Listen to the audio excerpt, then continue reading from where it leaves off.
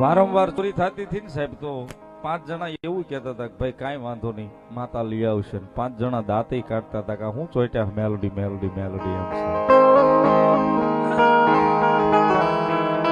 આ આંગળી છે હરખી નથી સાહેબ, બધાની વિચારધારા હરખી ન હોય.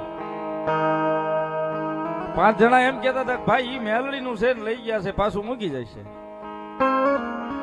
તમે તાર ભરોહો ન ઉડાડતા. અને 5 એવાય સોરે બેહીન, 5 એવાય બજારમાં બેહીન વાતું કરતા હતા કે સોંટ્યા અહીંયા મેલડી મેલડી કરે ને આ લઈને વીઆઈ ગયા, કાંઈ કોઈથી ન થાય એમ છે.